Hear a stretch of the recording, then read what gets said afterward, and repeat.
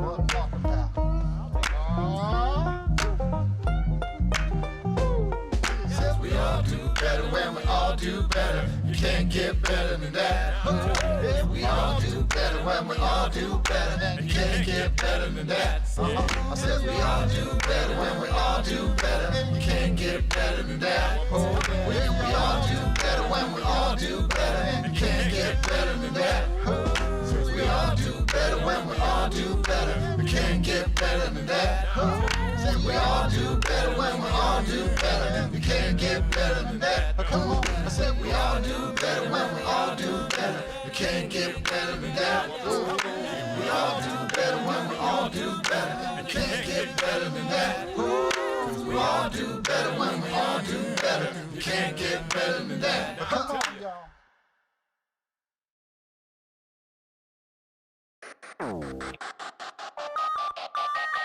Man, that ain't no crime.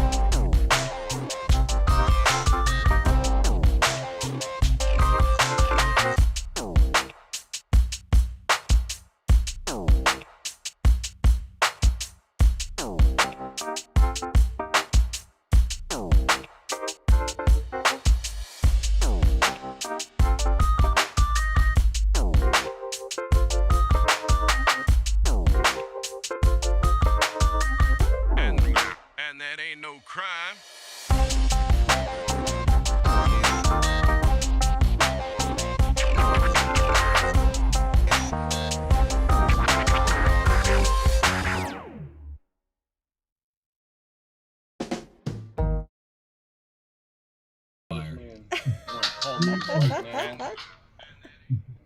Where's B Weezy? Hello. Hi, everybody. Hello. Happy folks. Friday. Welcome to another Gangstagrass live stream. On the streams, we are coming to you in Twitch. We are coming to you in YouTube. We are coming to you in Facebook. Is it in or on? I never get that right. It's N. I think it's N. N Facebook. Like N flagrante. Okay, so Facebook started reading me the names of people who had liked things in Spanish, but that was the only part that was in Spanish. Like the word comments was in English, like everything else was in English. Just like tú y Dolio Durant y like I don't know however many other friends I have that liked things. But that part was in Spanish. I don't know why. Yep. Just trying to ease us into it. Yep. Jack Phillips is in the house, tuning in on YouTube. I do need to be eased into it though. Susan Rusty. What's up, Susan Rusty? Coming in on What's up? What's up? Yeah. The barbershop that I go to where I got this jobby, I learned some Spanish a long time ago, but they go real fast. And I actually asked one of the guys, like, what are y'all talking about? And it turned out one of the other barbers had hair implants. So that's what he was talking about. And they were going back and forth about it a lot. Like, from context, I was gleaning that maybe they were suggesting that my barber should also get the implants. I'm not really sure. What's up, everybody? Sounds like an important conversation. I mean, it was worth my asking, I think, but maybe not worth my completely recounting it here. Yes. I was in a conversation the other day on Clubhouse where the conversation turned to what is it that makes you not trust a person? Like, what about a person will make you go, oh, I can't trust that person? You know. Word. Do Right. we know that? I mean, Well, and again, and we're not talking about like obviously particular things that someone has done to you, you know, of course could make you not trust somebody, but we're talking about like traits of a person that like before you even know them very well, you're just like, you have this trait and therefore I don't trust you. And it was actually a really interesting conversation. And there was a woman who was talking about how maybe she didn't quite understand the question, but she was talking about how she doesn't trust trust dogs. And I guess she like extrapolated to, she doesn't trust people who like love dogs. She doesn't trust. And the room pretty quickly turned to, we don't trust people who don't trust people who don't trust dog people. Yeah, that's a pretty clear divide, I've noticed. Yeah, I think that conversation was destined to become a circular firing squad. I left pretty quickly, but it took until the woman explained that if she had $100,000, she would get herself butt implants. And I was just like, I can't. I was like, why would you do that to yourself? And she was like, because I have to. And I was just like, no, I don't. We speak a different language, and I can't take that right now. Normally, I would like to engage with that, but I just not at that moment. I can't take that right now. Yeah, but I'm like, I think it's like $100,000 feels like a lot of money to spend on something that could be solved with potato salad and squats. That's what I said. I was like, you know, you can make some dietary changes and like some just do some motions that will, you know. I was like, you know, eat a sandwich. You're gonna be all right. Butt implants. It's 9:10, folks, and we are already at butt implants. I think we are slightly ahead of, pretty much on schedule. Yeah, that's right. Good evening. It's Friday. Butt implants is something that we've already talked about tonight. And it kind of is leading me towards what I think would be a more interesting conversation, which is what are the things that just are over your limit? Like, the trust thing is interesting, and I want to stay on that. But I also would love to know, like, what is a thing? If they're rude to like wait staff. Yes. Yep. Then I don't trust them. Yeah. Okay. And it's too much. You know, it's like nah, you know, I'm not gonna like sit here and have a whole dinner with you if you're gonna be behaving like that toward people. Also, because then at that point I can't trust my plate. Yeah, that's a really good point. Exactly. Don't take me down with you, man. So we have just finished a show, y'all. It was the show. It was the house afterwards. Rained a little bit that day. It rained a little bit. Rained a little bit for 3 days. Too much. For real, we played our first live show in a year and a half. Yeah. On good. Yeah. It was moist. A week ago. But it was good. Quite moist. Did that set list up at the front of the stage survive? I don't think so. Who knows? Be able to tell it apart from the other ones, but I think it survived, and it's now hitchhiking down through Georgia, and so trying to make ends meet by doing squeegeeing of cars on the highway. Georgia, I don't want it back. It's a good occupation for a set list. Mm-hmm. So what were some of your highlights of the show, of the first time back? Give us, tell us it was something a about show. Yeah, like what did that feel like after all this time? Felt like a show. Having a show in front of people, the fact that there were, there's always familiar faces at Gangstagrass shows, but these particular familiar faces are always a delight to see. Yep. They're kind of like some of the first people you would want to see after not having a show for a year and a half. Mm-hmm. So that was good. Yeah. A lot of fellowshipping. Yeah. And we've been together a couple times and like played, on the street to rehearse stuff, but there's something particular about a stage. Yeah. Where you're putting on a show, and it's got its own things going on. So, example, like when you look around and you see everybody like really projecting it, getting into it, and we're looking at each other, and then we're like moving around. Oh, we're crossing the stage. He's going over there. I'm going over here. Like that whole dance is something that you only have when you're like actually doing a show on stage. Yeah. Amplified voice. Yeah, amplified voice.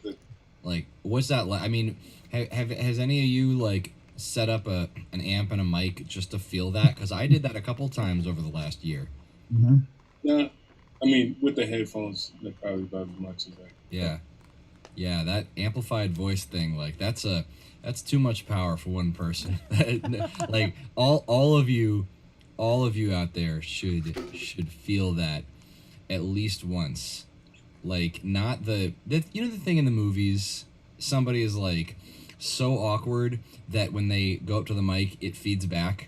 You know how they use feedback to designate? They always do that, yes. Yeah, you're a really awkward person, so when you look at a microphone, it just feeds back. Yeah. And everybody just looks at you like, you did that. It's your fault because of how horrible you are at public speaking. But I got to tell you, when it's feedback is not your fault. It's the audio engineer's fault. And when a microphone is set up really well, and by the way, props, so many props to that sound company. What's the name of the sound company? It was High End Pro, I believe. High End Pro was the email address. Fully accurate. High End and Pro. I mean, they made that stage sound, and you would agree, Sleeves, from your vantage point off the stage, it felt great on stage, and I think it was just as good. And like that is so rewarding. When you have a mic attached to whatever you're doing and it sounds good and it's not like a barrier between your sound and how you want it to be. Oh my God. I mean, it was sounding so good that we were all hyped after the sound check. Yeah. And the people who had come out to the field in the rain during the sound check to catch it before we, were able to do the show. Like, you know how sometimes a sound check, you get off stage like, well, it's time for us to be done with the sound check, and it will be a show, and, they're trying the best that they could do, and we'll get through this one, and we'll have a good one someday. But, like, oh, this was so good. It was so good. It was really beautiful. Yeah, and it was during sound check, I really thought maybe the show wasn't going to go on. Because it was pouring. I don't think I can overstate how much it was pouring. Like, the amount you would imagine it would be pouring if it was thundering and lightning is the amount that it was pouring, just without any thunder and lightning. And there was a feeling, the feeling that I had, like, we got through that sound check, and it really started to come down. And we packed up, and as coming off the stage, I was like, you know what? If this was our first show back, and it's done now, it was just a sound check, that was fun. That was a fun sound check. Like, that felt really good. And I have to take it. Every moment is a blessing. So, sound check was our show. There were a few fans that were there for sound check. Yeah, and I told them, you might have just been the only people who saw the show. Yeah, but it was good. It was really good. I have to say, on a personal level, that there was a special high about this show for me, which was that between the last show and this show, I had a child, and as it happened, this was his first show, because he could come, and all the love in the world and gratitude for his mom and my parents and just the team of people involved in getting one child to one show is nothing to shake a stick at, especially when I'm basically unable to be remotely helpful because I'm up on stage actually doing the show. So, to the people helping me with my kid and really all of us parents with all of our kids, all of you that are helping, because it's teams of people. Thank you. From sort of a new place for me. I'm just figuring this out now. I was telling the guys earlier, like, you guys might not know this, but apparently it is hard to be a parent and a touring musician. And they were like, wow, they didn't know that. They were very surprised to hear that from me. So I'm glad I could share some of my wisdom and insight with you fellas. Yeah. Thank you, Noli, for the cheers on the Twitch. Thank you, Noli. We got an awesome crew watching on Twitch right now between Noli and Dan Toma, Lillian Chicago, Betty Lynn is in there, Rusty and Suze. Great crew. So talk to us in the chat, folks. We are People, so excited will to see you. talk in about whatever person. you want. Yeah. What have you guys been up to? Yeah. Especially let us know if you've had any Juneteenth plans for today or tomorrow. Yeah, let's talk about that a little bit. I really wanted to talk with Dolio about an opinion he expressed about Juneteenth. It sort of echoed a little bit later when we show our talk with Reese Palmer, but um, I think a lot of people right now are getting sort of bombarded by. Finally, we've recognized Juneteenth as a national holiday, which is great. But as Dolio points out, there's a lot more to it than that we ought to be considering. So Dolio, you want to expound on that for the folks? I did speak on it a bit with our interview with Reese. So I kind of don't want to say the same thing twice, but I mean, I feel like a lot of it, being where I'm from, like being from the Gulf Coast, Juneteenth was always kind of like our thing. And then eventually people started knowing about it in other places up north. But what I fear is a dilution of what the holiday is supposed to mean. It's more than just like generic holiday celebration. It is, an acknowledgement of not merely the end of a period of enslavement, but recognition of why there had to be a Juneteenth in the first place. The fact that a country was split in two over an atrocious practice, so much to the fact that they went to war. Once the war ended, and those enslaved peoples were, now deemed fully human, at least on paper. Um, Such a ridiculously long period of time went between the time that they were freed to when these people were told, okay, you have to let these people go. Mm-hmm. But it's more just the acknowledgement of the day that they were released from such a savage practice. It was, acknowledgement of the suffering that people endured. It's a solemn occasion for us. Mm-hmm. It's it's not like fireworks and cakes and barbecue. It's remembrance and libations and flowers. Yeah, and Noli's pointing out some good things on the Twitch comments. One is that what we're talking about here is actually a couple, more than 2 years between when the war ended and on paper people were free, and actually having an announcement get to them, which means there were the people in power with the plantations had no interest in stopping. So they're like, hey, let's see how many more crop seasons we can get out of this. Yeah, they basically had to be forced by the army to do what was right. Mm-hmm. I think the one of the things that needs to be noted, and I had mentioned this earlier today. Yeah, all right, hooray! It's a new holiday, whatever. Please don't let your people try and turn this into some Cinco de Mayo shit. Like, if next year I see one of y'all having a Juneteenth party and somebody got on a dashiki and y'all, it's not going to turn out well. I'm telling you that now. I posted that and I said it specifically today. Like, I know my people aren't going to do that shit. But you don't know who your people's people is. So let your people know. To all my dear white friends, I love y'all to death. Make sure you let your people know. The first one of them, they be like, hey, are we throwing a Juneteenth party next year? Be like, no, maybe you should like find somebody and see if they're throwing one and maybe ask if you can go to theirs. Like, don't, because somebody's gonna fuck it up. And I know it's gonna happen. I know I'm gonna be sitting watching the news next year, and somebody's gonna have thrown a Juneteenth party, not knowing they have black neighbors, and somebody's gonna show up like what in the. Right, So I'm telling you this now. I don't want this to happen. I don't like being able to see the future, but I know this shit's gonna please. Spread the word. Maybe we should put together some sort of guide of do's and don'ts of celebrating Juneteenth. That's a good idea. Give it to us.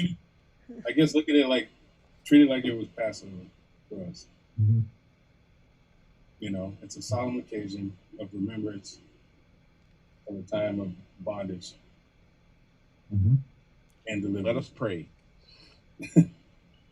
Yes. And yet people do totally say Happy Passover. Really? Oh, yeah. Wow. Absolutely.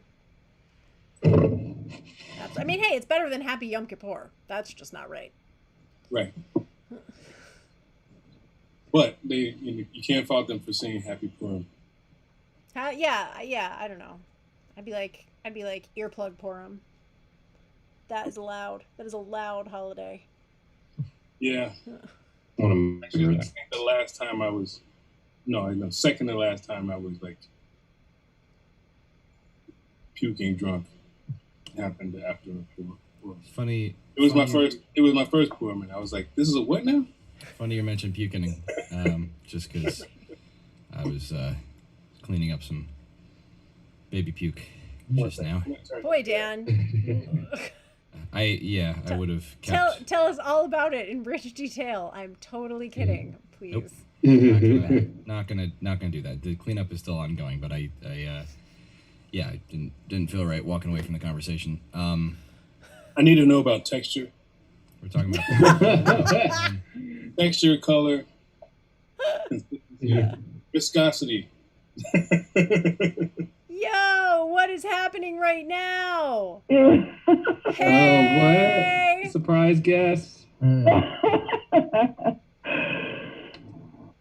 What's up? Hi, Dr. Macy. What have you got for us? I love the symbol. I love that it was just the symbol first. I know. It's just like, okay, all right.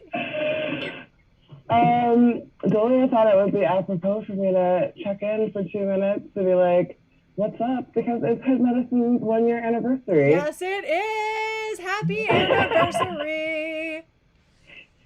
I should be wearing And one of we my obviously many kicked t-shirts. off our whole podcast journey on Friday 19 stream. So you guys saw me, yes. This is my favorite. Love it. This is my favorite. So this is the front. This is the front. It says Hood Medicine. It's cool. But this is the back, and it says, if it were the zombie virus, you would eat your whole family, which is so accurate. Love it. What's up? Yo, how you doing this season? I'm good. I'm excited. It's been an exciting day. We've come a long way in a year. So. How's G doing? I haven't seen him in a minute. Say what? Oh, he's good. He's good. He's getting our little legal issues sorted out. But yeah, he's good. He's like ready to get back out there, and I'm just like, we can't go anywhere yet. That's right. So yeah, how are you guys doing? We're doing good. Yeah. Fresh We had off our a first show in a year and a half, so that was exciting. Oh, how'd it go? Good. Yeah. It was Everything epic. well except for the pouring rain. Yeah. No way. The way it was like I don't know. It was like almost like a baptism, getting into this new world of doing shows again. That's exactly it. And it seriously did last like 3 days. Like it rained from an hour outside of Harper's Ferry on the way in to And then- 3 days later. And then we had glorious sunshine. We climbed a mountain. We did. That's so cool. You guys do the coolest like team building activities. We do, and I mean, again, you know, I We think made bagels. Yeah, we made Yeah. bagels. They were we so cooked together, good. and you'd probably be, you know, we really took a lot of this stuff very seriously in terms of how we planned around the show, how we planned the show itself. I think the venue was really understanding and cooperative in terms of our safety, and you Yep. know, and the whole thing was an outside show anyway. Obviously, the rain was an issue, but hey, I mean, it was definitely a lot safer than if we'd had to move it inside. So, you know, we really are taking all of it seriously and thinking about it, and we really appreciate, you know, advisement from people like you that know what they're talking about. Oh, that's so awesome. I feel like every great rock band has to perform, you know, one time, have a really epic show in the rain, though, right? Yeah, I suspect Gangstagrass is probably gonna have like a top 10 epic shows in the rain. Right, like the muddy RV or four-wheeler place. Well, that wasn't rain though. That was just mud. Just mud. I thought before that. I think the epic rain show was Music Fest in Allentown. 'Cause I can't remember any other one that where it like rained crazy that we actually performed through the rain. Yeah. We have a question coming in from Nolly in the Twitch stream for Dolio. Everybody can chime in if they have some opinions on this, but the question is, as an educator, how do you feel about what is taught children in history classes? Which this is probably coming from what we were talking about a minute ago about Juneteenth and all the things that are not getting addressed by just having a holiday. Give you an example real quick. Somebody was saying, well, why do we need Juneteenth? Why don't we just celebrate like the date that the Emancipation Proclamation was issued? And I responded, well, I mean, that's an interesting point. I don't know how much people really care a lot about that date, since it didn't have any effect when it was issued, because it was toothless and it only applied to the southern states. And I would just say the Emancipation Proclamation did not end enslavement. Yeah. It was the amendment that did. Right. Even if it had come in, even if it was enforceable at the time, which it wasn't, because it was just ending something in the part of the country that it was at war with. But even that part, like, you know, people are not necessarily aware. Like, right. you like, there's so many things, many parts of this that people aren't aware of. Well, yeah. I feel like history classes right now are really deficient. And they were deficient when I was in school, but it was supplemented by what we got from elders. I can't really. I'm becoming acquainted with how things work in cities, as far as like the way children are taught and, you know, intergenerational relationships. But, you know, small town Southern Black folk have to supplement the stuff that their kids get taught in school with real history. Because what they get taught as far as history, at least in the numbered grades, is about half fiction, a quarter myth, and then sprinkled with, you know, 25% of highlights.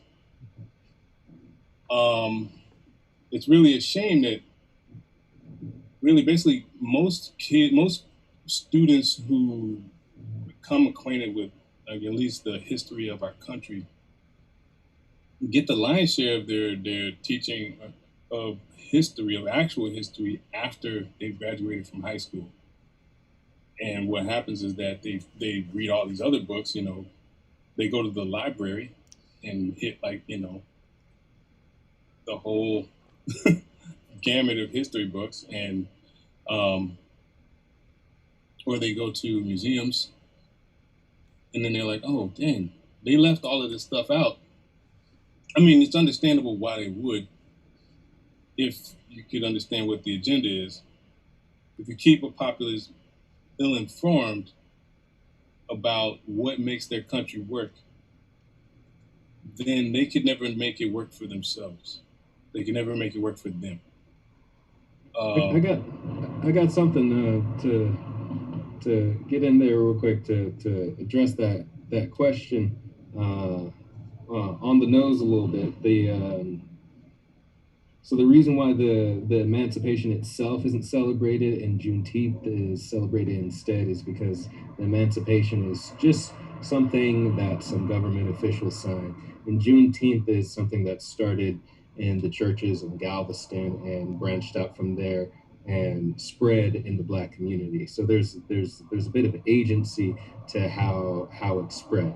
And that little note of agency within a community that's in the United States is an important part of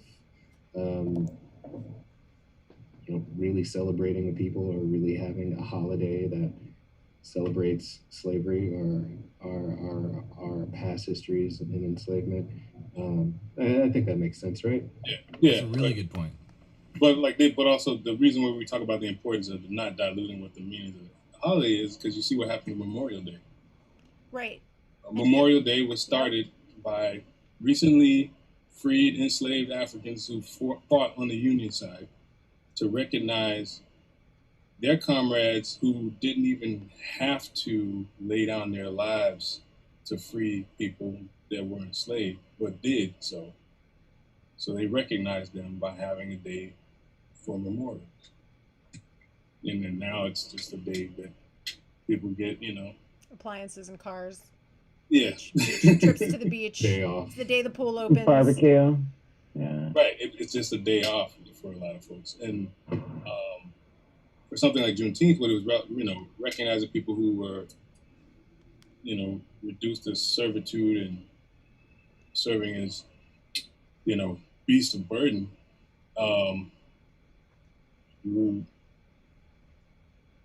It seems as though it has the capacity to make that change, to make that turn foul, where it could end up just being a day of leisure for people who have the time to take off, whereas people who were already serving are still going to be serving on that day. Yeah. And that kind of goes to your point that you've also mentioned about, if we're looking for, if we wanted to create one new holiday and we wanted it to have a good impact, why not instead make Election Day a holiday? Not necessarily because we think the idea of election is something that we want to celebrate and focus on and think about, but more the effect of making that a holiday would be that you could actually go vote. Right. You can make it. And it's the people that you're explicitly trying to honor or serve by making Juneteenth a holiday. Those people, a lot of them would be really greatly beneficially impacted by making Election Day a holiday. Right. Because, because it's really Ancestral Remembrance Day.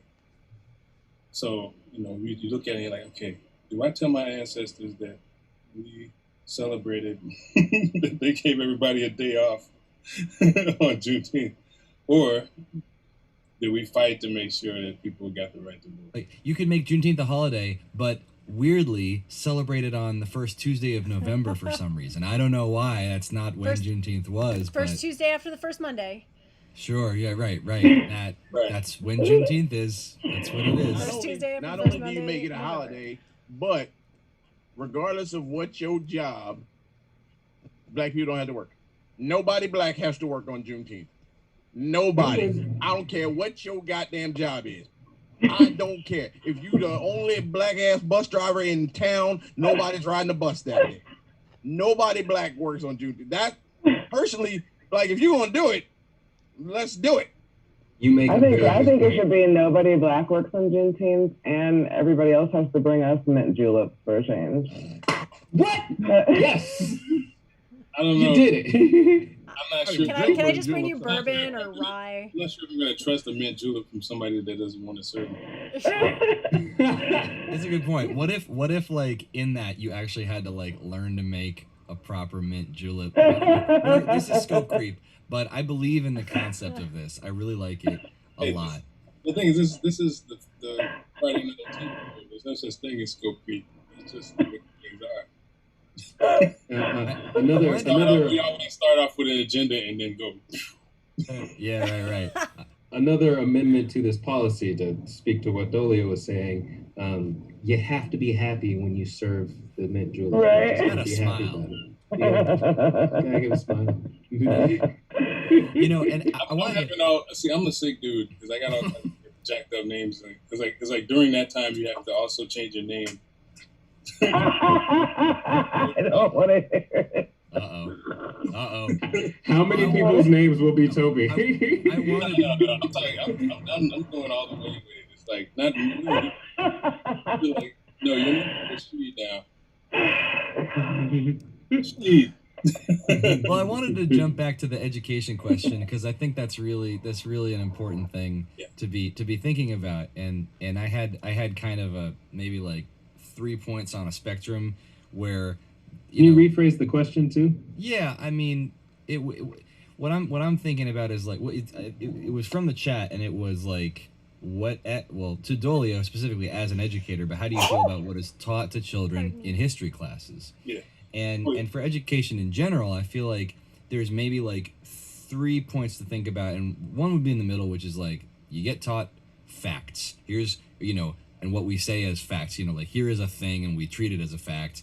And ideally, most of them are true, and ideally, it's like a broad range of facts. That's pretty good.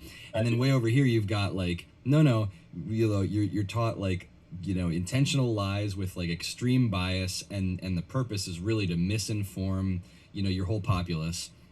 And then on the other end, what would be better than because for me it's not about just like don't just teach the wrong facts, teach the right facts. For me, I think education has to be better than that. What we really need is, and some schools do this, some teachers do this, but they actually instill critical thinking skills where you're not just being taught here's what happened, here is the date, and here is the person's name, and here's the fact, and that's all you need to know. So don't question it, don't think deeper. Here's what it is.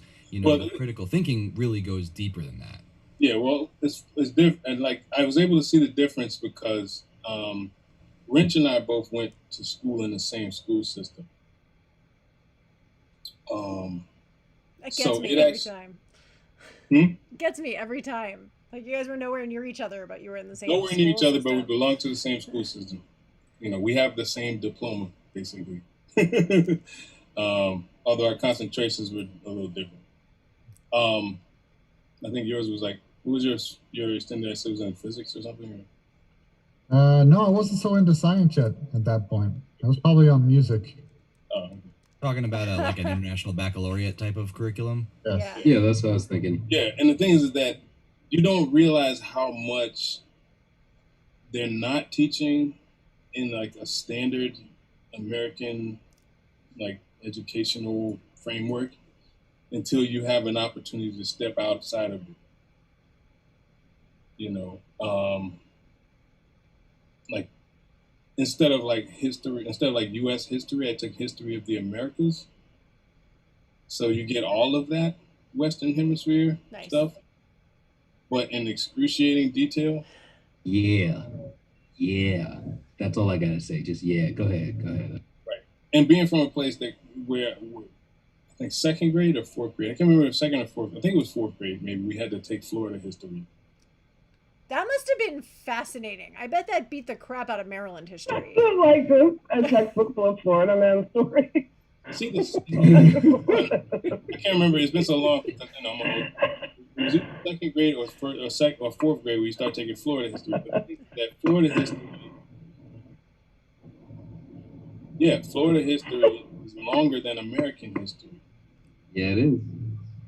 Even in the context of colonialism. Right. My hometown has been around longer than America has been in existence. Was around. My hometown was a town since with enough before when America was formed. My hometown had been a town longer than America has been America since it was founded. So it's like they cram all of that in too. I mean, it's not just about teaching the facts, though. It's there's a It's there's intent and things behind that. We could teach that slavery happened without people understanding the horrors behind it. And I think that's why everyone's uncomfortable with it today, because we just last Tuesday decided as a nation that we were going to acknowledge racism itself. And that's only half of us. So, everyone is up in arms about critical race theory because they don't want to share America's bad reputation with the kiddos or whatever the thing is. But the fact is that we live in a nation where we haven't reconciled all of the blood in the ground. So that's going to be hard for people in general because they don't want to, people aren't ready to come to terms with the fact that their family's legacy is murder, right? For sport. That's going to be hard to get over because people are still going to, rationalize it. People are still going to think that we were just making fried chicken in the kitchen like The Help and it was fine. Because the horrors of slavery is what no one teaches, you know? And so people don't understand the true sort of crime against humanity that it was. Well, the thing is, it's not just about enslavement when it comes to critical race theory. A lot of it has to do with, breaking down the concept of race in itself. Well, excuse me, the scam of race, really. Yeah. That's basically what it comes down to is these delineations that were made in order to conserve power within a certain group. Breaking down why that thing exists, why the concept exists in the first place. Then breaking down the ways that is used to manipulate society in certain ways to operate in a way that is more than biased. A lot of people don't want to challenge that status quo because they like the hierarchy. They might give lip service to, okay, everyone should be the same, but they like having a hierarchical society that's going to assume a default in their favor. And they feel threatened by the possibility of that hierarchy being shaken up in their lifetime. I think most of it is the fear that things are going to change in their lifetime. If they could push it, if they can imagine it far off in a way that it doesn't affect them, then they're fine. But we're hitting a sort of a nexus point where people are where people are tired of waiting. We've been singing the songs of "We Shall Overcome Someday," to where folks are just wondering where someday is coming. Where now people are realizing that someday was a hustle. We will not how are we going to overcome? Little kids are racist. Which generation is going to overcome it? Right. It's little Nazi kids everywhere. Yeah, we're fortunately we're at a point where information is disseminated very rapidly across long distances to as many people as you have the ability to connect to. So you can dispel a lot of the BS that has been fed to us.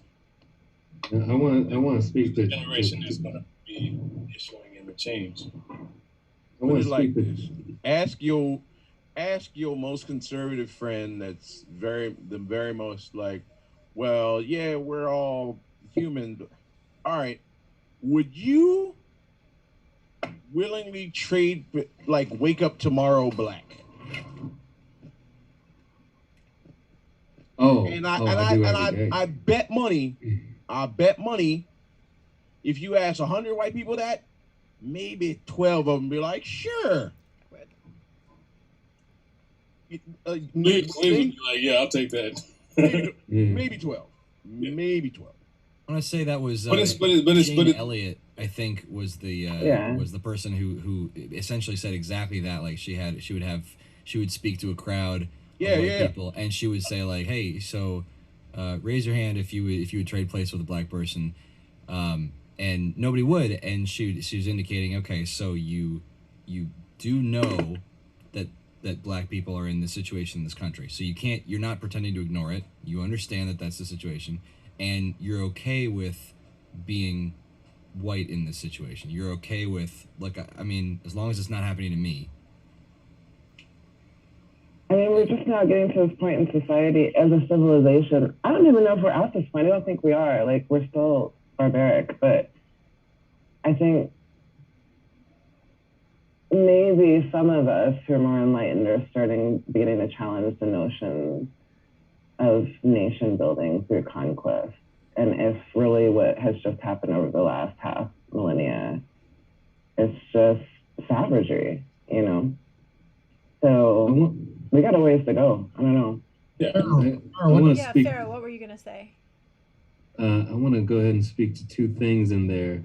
One is there's this book called The Moor's Accent by Layla Lalani. I'm double checking this book real quick because I want to make sure I give you guys the right title. Oh, it's the account, maybe. Yes, The Moor's Account by Layla Lalani. And it's a really good fiction, historical fiction. I believe the place that they end up isn't in Florida, and it sort of speaks to that early history of Florida, at least when the Spanish conquistadors. You said it right. Come to America, and it really follows the voice of a Moor from Morocco coming to America and like his interpretation of what's going on. It's a really interesting book. Just to speak to early Florida history, the original Florida and the original Florida man. Yeah, there was actually because it was a Moor. The original Florida man. Original Florida man. He was a Moor, actually. Well, Much more. The navigators that first led the Spanish across the Atlantic were Moors. And to speak to another thing in there, there's this book called A Grain of Sand by Vince Baser. This is one of those books that I'm reading just to learn more about like concrete and our conception of sand and how we use sand in concrete, how we use sand in all of our building, and it really highlights the issue that we're starting to have in the world where I don't know how we're doing this, but we're running out of sand because we use so much of it in glassworks, we use so much of it in silicon materials, we use so much of it in all parts of our lives. There's sand in your computer right now. I think they use sand in semiconductors. They use sand in everything. And really specific forms of sand for certain purposes. And those specific forms of sand are finite. One of the things he brings up in this book is the maker of concrete. And I'm forgetting his name. I don't believe it's Kaiser, but I think Kaiser, the gentleman who started Kaiser Permanente, was a big part of the original or the popular mix of cement. And it's interesting the way the author talks about him, because he is, on one hand, seeing where concrete has gotten us, saying that it is a problem, but he's doing his best not to look at the creator of concrete as an evil person for it. Like he's trying to, like, he's just an American, you know, fighting to get his piece of America, essentially. And I think, speaking to how we're looking at history in this conversation, to speak to that question, there's something in there. There's something in, okay, how do we talk about this person? And also not like, we don't want to discredit them, but we don't want to justify him either. Because this is a gentleman, I believe he came, I forget if he came from Poland or Germany. If you want to check out the book, the world in a grain. It's actually a really cool synopsis on just the use of sand everywhere, and the history of it. But hold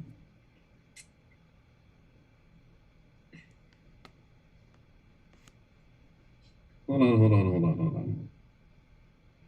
Just want to say that's all cool, but you said there's sand in my computer. There's no sand in my computer because I keep it pretty clean, and if there was sand in my computer, that'd be a problem. Is there There's glass? so much Is sand there in your glass in your computer. computer? Nope. Right. No, there's glass.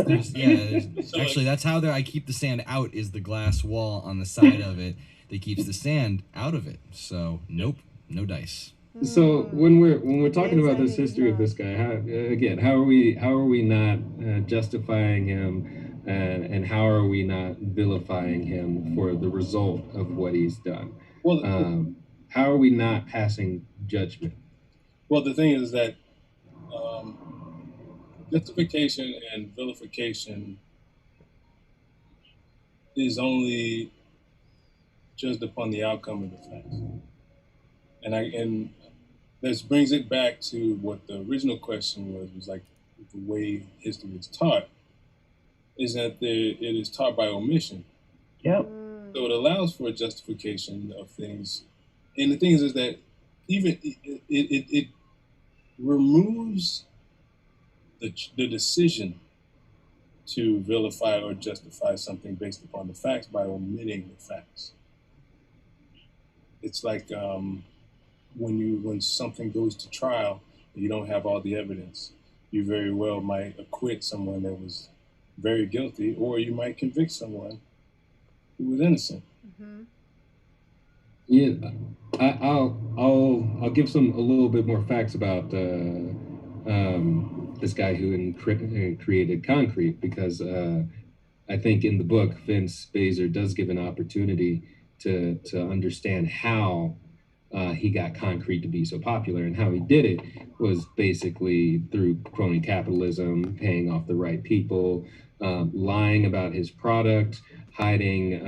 I think an early San Francisco earthquake, it devastated San Francisco. There was a lot of concrete buildings. Those concrete buildings came down, and the brick buildings were, a lot of them were doing fine. But he hid that and still continued to pump his wares really hard, because it's a grind. It's capitalism. You gotta do it, baby.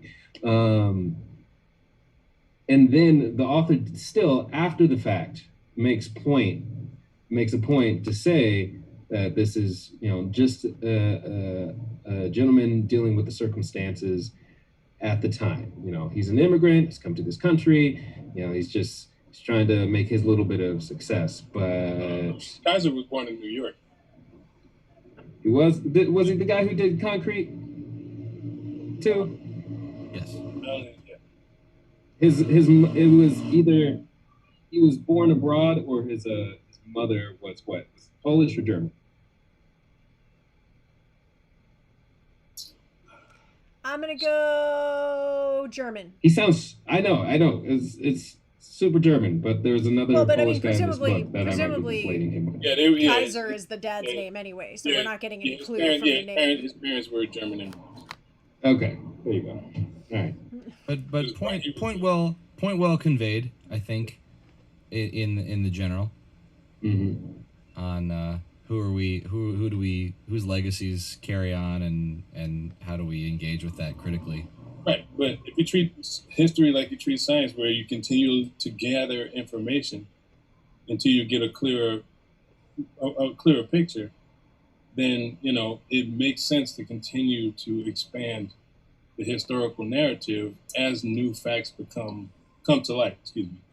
Yes. And to what Nisi mentioned earlier, right? There is agency, there's bias or intention in if you think of history as facts like concrete, but if you think of them as facts that are they're set and they happened and we have the full understanding of them and that's all and we can move on, that's one thing, but in the reality is that they were written down and conveyed by people, and if you understand that the way that people engage with that and you start to really analyze, well, wait a minute, who told me that? And who are they? And why, what goes into that, that's the real historical process, I think, not just writing a book and reading a book and taking it all for fact. I feel like we need to like figure out a way to talk about our national consciousness as well, because somehow a lot of people, I won't say us, a lot of people convince themselves that slavery must not be that bad. And regardless of whether you really understand the horrors of slavery as it was practiced here, like just slavery on the whole, you know what I mean? Like, we're depraved people if people just like look back over history and think, you know, that's just how it was then. Yeah, and in their mind, they still don't, there's some cognitive dissonance about, you know, America the Great and like. Well, the thing is, one, you have to look at, okay, if you say, okay, it was back then, people weren't as advanced as they are now. Right, so they were back then, so you agree that you were barbarians back then. Right, but at the same, but yet at the same time, look at how they behave now. It's not that far off. No. But at the same, well, that's what I mean by never addressing it. We've evolved our national consciousness from barbarity. Right, but at the and so for us to expect a history lesson to convey the true depth of the depravity that this country is built on. Yeah, but at the same time, both of those things, it's not like it was that long ago.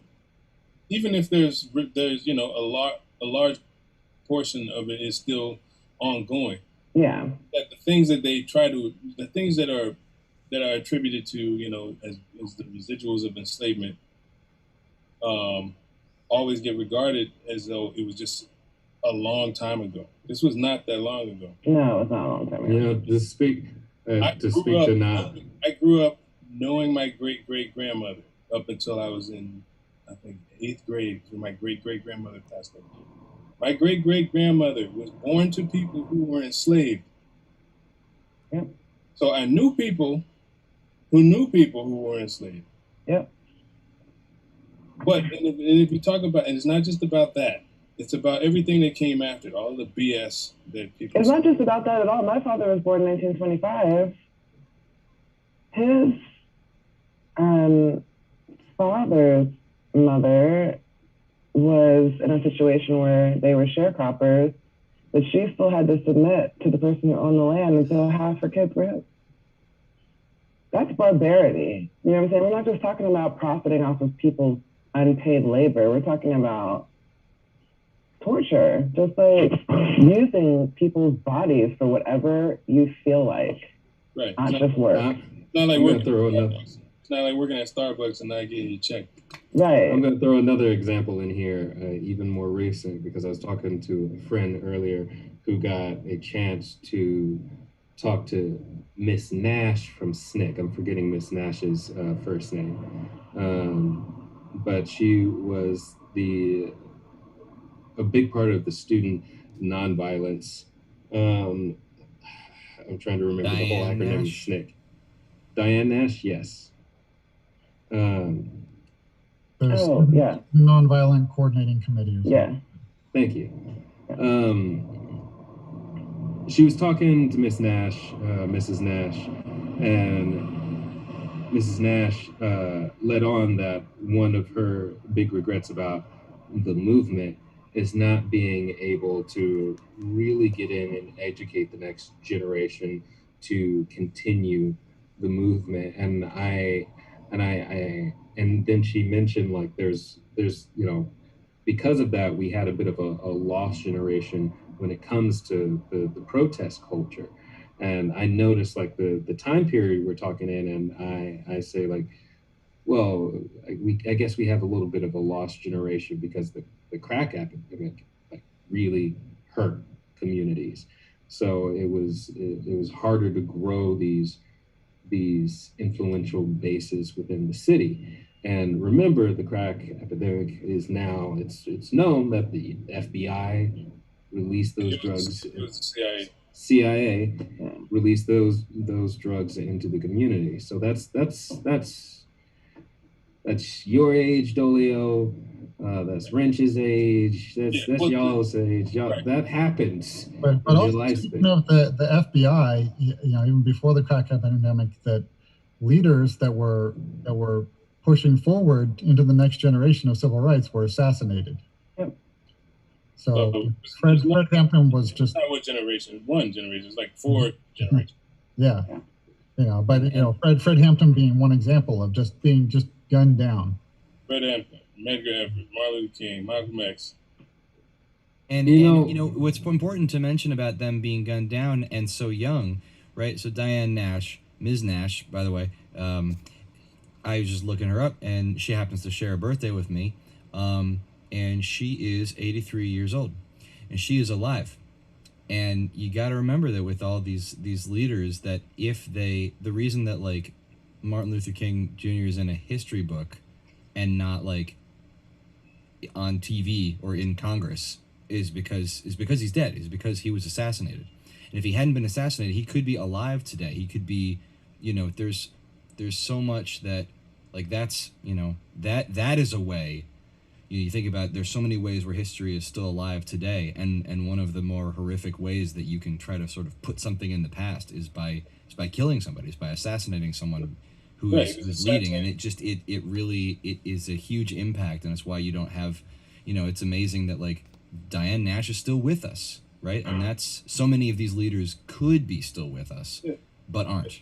Yeah, well, the thing is that if you end up teaching a more complete version of history, then what they're I guess not looking forward to is having the comfortable conversation with their children about the fact that, okay, the reason why we have a holiday for this guy, Martin Luther King Jr., is because he was assassinated. He was assassinated by the people who were making the holiday for him. You know, you know, he's portrayed now as like, you know, this kumbaya, everybody get along type thing, when he was really what would be considered radical by today's terms as well as the terms then, because he was not necessarily assassinated based upon what he achieved for Black people. It was because he was going to obliterate the concept of race. Because he was creating a movement that was based upon the workers. Yeah. He was unifying people based upon class, which was obliterating not the existence of the concept of race, but the manipulation of society based upon race. You know, ethnicity is a thing that's going to always exist. You're going to be from a place, you're going to be from a tribe, from a people. But that's what makes you unique and different. It's not what makes you lower than or better than. There's another sad part of the tale, I think, when it comes to Miss Nash. The fact that all that happened and what she's getting from it is that she didn't think her generation did a good enough job of educating the next generation. Not even, you know, maybe in that moment, not thinking about the devastation that wrecked the community, that tore it apart, the violence that came from the government, that came from the country to put these movements down. She's putting that on herself. And I think a lot of us do that sometimes. It's tough, I think, when you think about, you know, Dolia, you were mentioning that the rest of your education, if you're educated in a school, the rest of it comes from your elders. I mean, you're talking about a lot of the people who, you know, assassinated decades ago would be the elders. So that you really, this is a pretty targeted elimination. Like it's a severing, it's a generational severing. I think if you look at like how far along have some movements come, you know, why would there have been a setback? Why does it feel like, well, there was a lot of progress around the 60s and then shrug, I don't know what happened between them then and now. Let's see, a bunch of guys got shot, including a president. Okay. Yeah, what could possibly have gone wrong there? and chillingly, like that echoes decades later into today, because people who are gone are gone, and they're not in the picture. And I think that Right. that's really that's part of what's going on. Well, but it also caused. I don't. I don't like to regard these generations as lost. I'm part of one of these generations. Yeah. What it's caused was a change in it changed the way things had to be organized. Things are more. We were able to figure out the decentralized movements are more effective, because if you take out a charismatic leader, you don't lose the movement.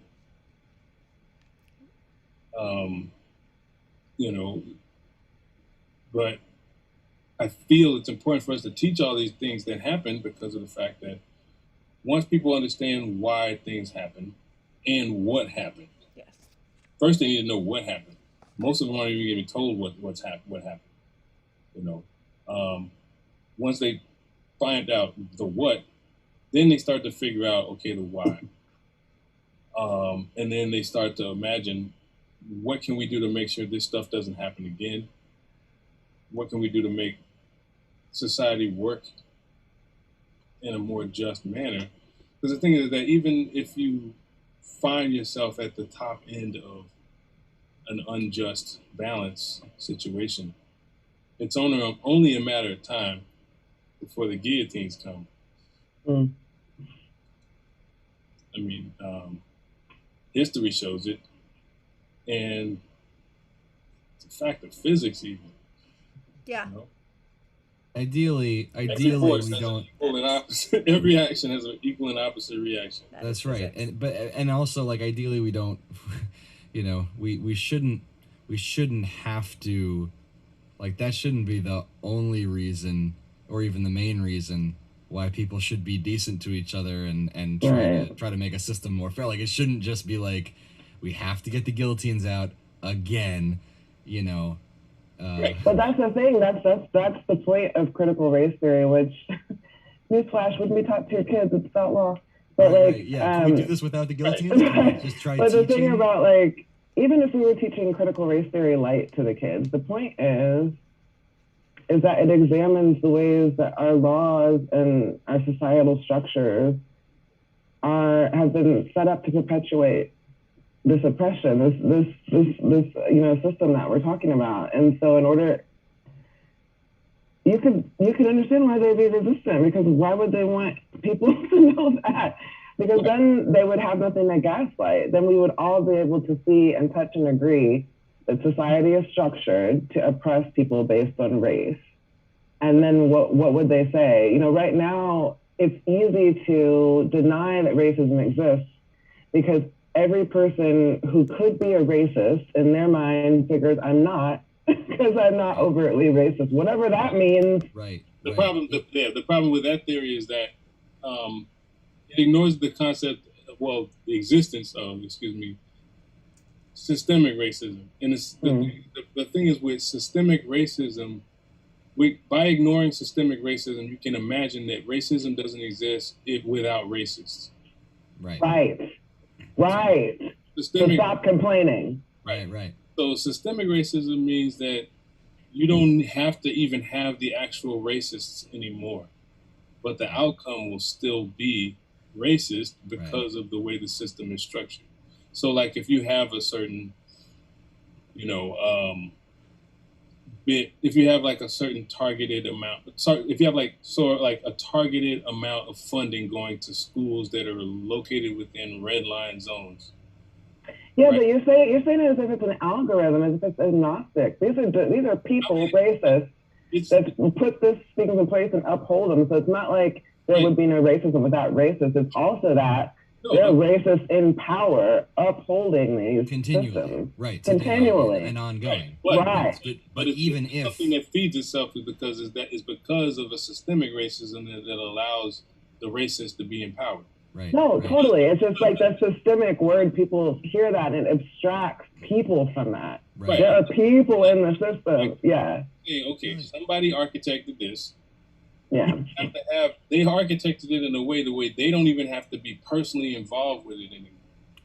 True. Right. True. And that's yeah. the redlining thing. And I had a thought earlier, Dolio, when you were talking about like if we treat history the way we treat science, and well, the thing is that historians treat history the way Yeah.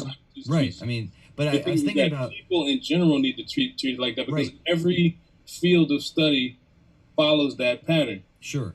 It's like there is no certainty in math. Hey, come on. People That's true. don't know that. Come on. And that's what I'm talking about is lay people. And I had this thought that was like, I feel like there's an approach that could be taken to thinking about critical race theory, thinking about the idea of systemic racism, where for just I'll use broadly here for white people, it's more like theoretical metaphysics. And generally for black people, it's often more about just like basic lived statistics. Like, here's a thing, it happened to me. I can tell you that it happened to me, and that's what I've observed. Like pretty basic observation. You don't even have to analyze it. It's just here's what's happening. And then for I think a lot of white people, it's maybe more like looking for like, you know, an invisible particle like dark matter or something, where it's like, well, okay, so theoretically, if we look at the universe and we assume that such a thing doesn't exist, then okay. But if we assume that it does, and we theoretically like imagine the idea of something like systemic racism, if you're thinking about it that way, all of a sudden you can start to look and observe and test the theory and realize, oh wow, you know, actually that would make a lot of things make sense, huh? You know, but it's interesting that it goes that way so much that it like there's this very theoretical way of looking at like, gosh, I don't know. I mean, Right, but maybe it's a thing, maybe it's not a thing. I don't know. The funny thing about it is it's not even a theoretical thing. This is just a name that people are assigning to it so they can demonize. Yeah, that's what bugs me There's too. no theory involved. This is about analyzing things that happen. Yeah, but like it's like you better stop analyzing it or something. Right. It's But like, that's what I mean. Like critical race theory could be the bridge because it literally points out the tangible things in our society that are structured to perpetuate racism, Right. whereas like all of our lived experiences, why would they matter? Yeah. Why would they matter to white people? First of all, they don't. So even if we have a lived experience, no matter how you try to relay it to someone, unless they see it dramatized in like The Help, they don't hear or listen to your story and take it in as if something that really is objectively happened in their minds. It's like, that's what you think happened. Right. Right. And even if that's just what you think happened, that's a terrible thing to think happened. Like, Yeah. if I care about you as a person, like, even if I have no way of knowing whether it's like objectively true, like, shouldn't I still at least be like, man, like that sucks. Like, that is hard. Like, do you want to talk about that? Like, I'm here for you, any of that, rather than just like going straight to, well, that doesn't make any sense. That doesn't fit with my view of reality. So I'm gonna academically think about this rather than like, you know, emotionally offer you support. Like that, the idea that we could even have that academic conversation. Everyone's an academician when it comes to racism. Right, and it's They would rather unfortunate be because, that. because it really downplays like, you know, well, let's theoretically debate whether like, you know, black people should be slaves or not, or were slaves or not, or, you know, No. and it's really tough. Stop. I want to stop the language here. Yeah. They were not slaves. No, They were enslaved. you were by monsters. I don't use the term slave owner either. I say enslaver. Mm-hmm. These I say monster. are people. Yeah. I don't know what you call a person who keeps another person. But okay. Semantics. First word that comes to mind is vile. Yeah. While we have Dr. Hudson with us to recognize 1 year of Hood Medicine Initiative, we'll put the link in the chat. Just give us again a little encapsulation of what's going on with Hood Medicine. So, as you guys know, we're a collective of physicians, hackers, and assorted geeks.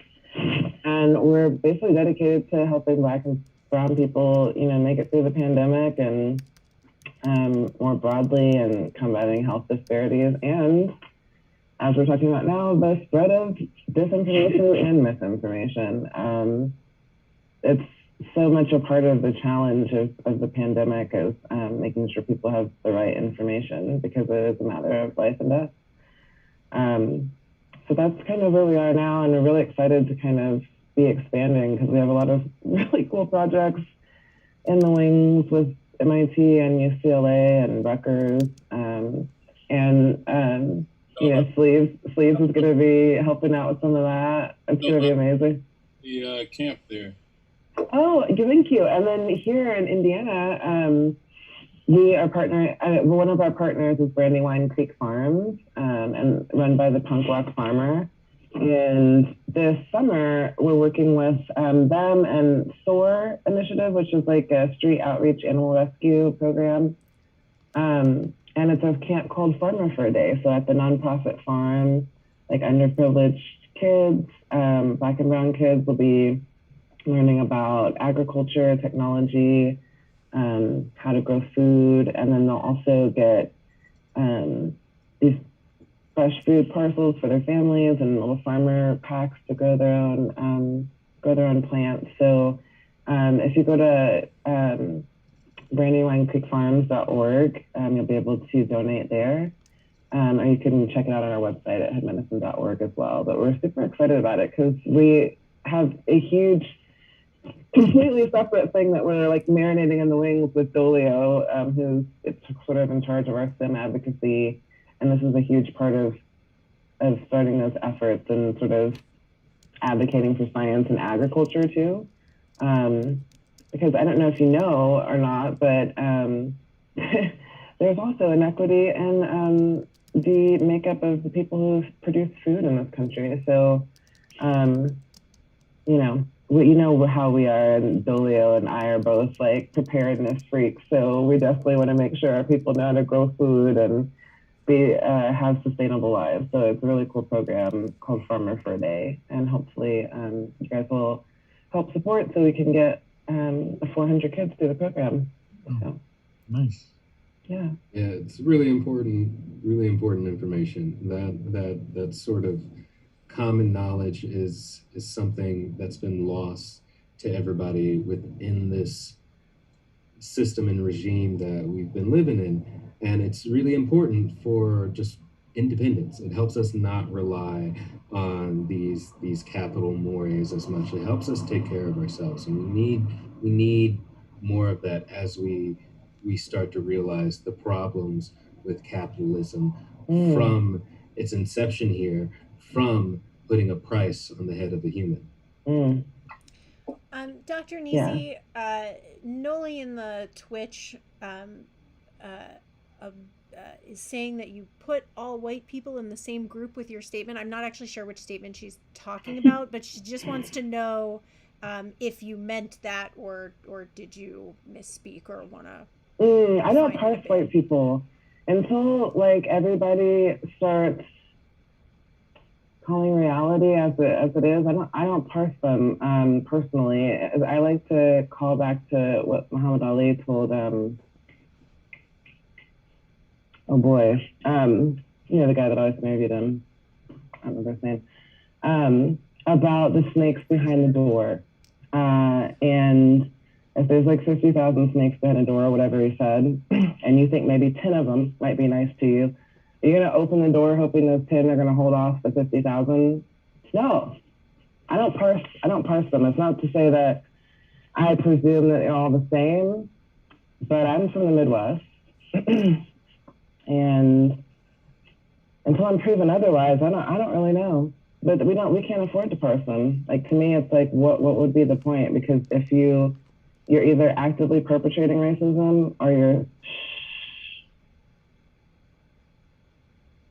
It might be it's no see no evil, speak no evil over here. Either you are a silent participant or you're actively fighting it. And I seriously doubt there's that many of them. Show them to me. And There's you a might- couple. you There's might- a couple on this call.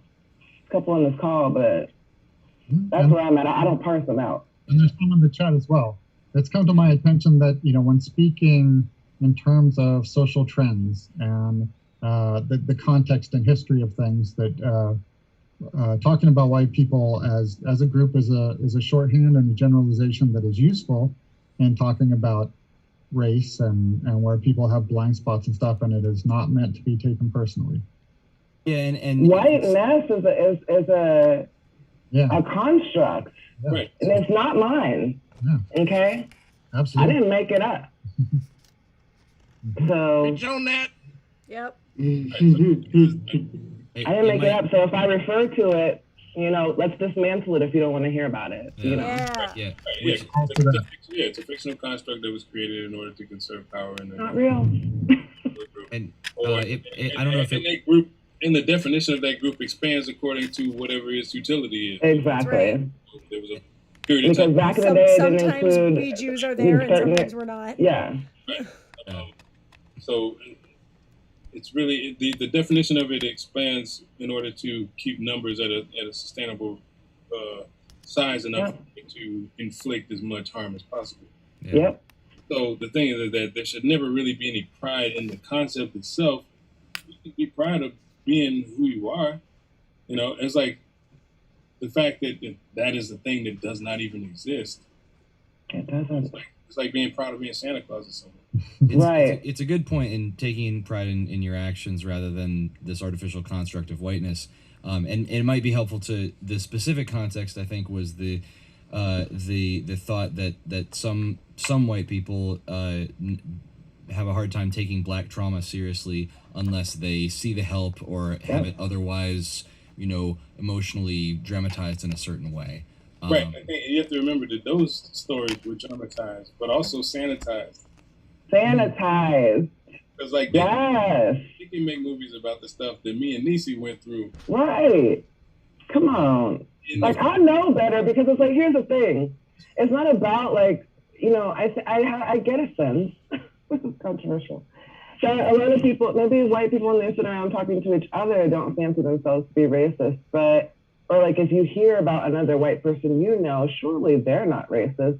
But here's what, when you're not around, you feel me?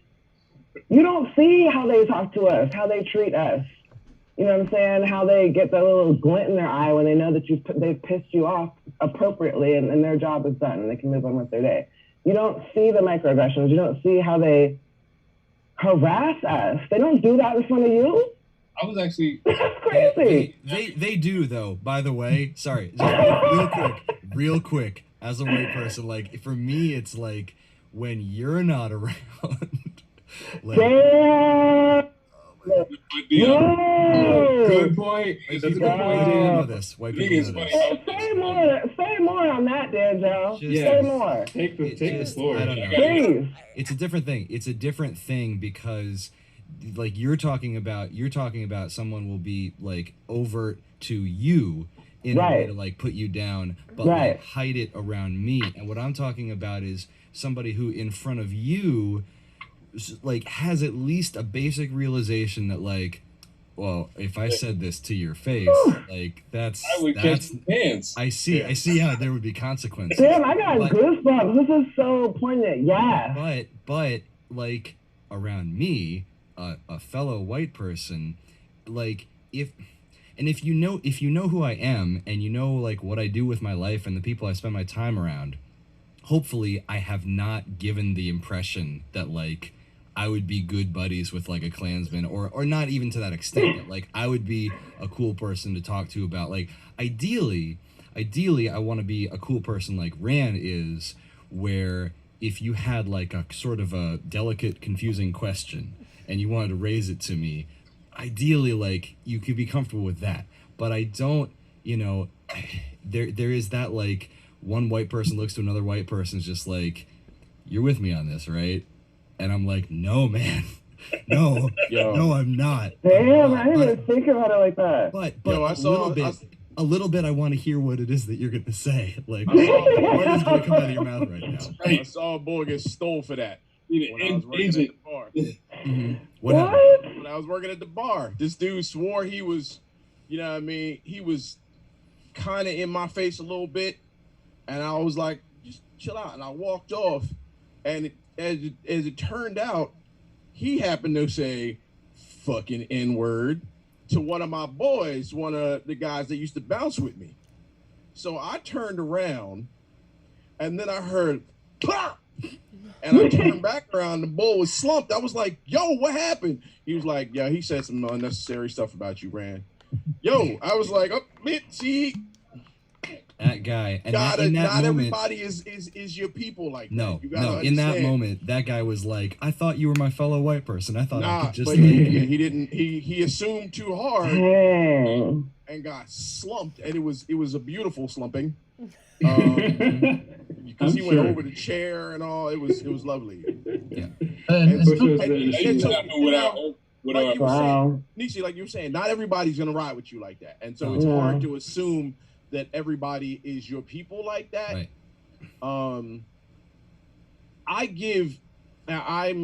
different than most. I'm gonna give most folks the benefit of the doubt until you just blatantly fuck up, right? So I understand that the idea. I've had this discussion with a lot of my homies. They were like, look, I as an individual, I just don't trust white people, and I was like, I see where you could be that way. I usually give people at least a chance to fuck up before I assume they fucked up. I'm gonna give you one, not a big one.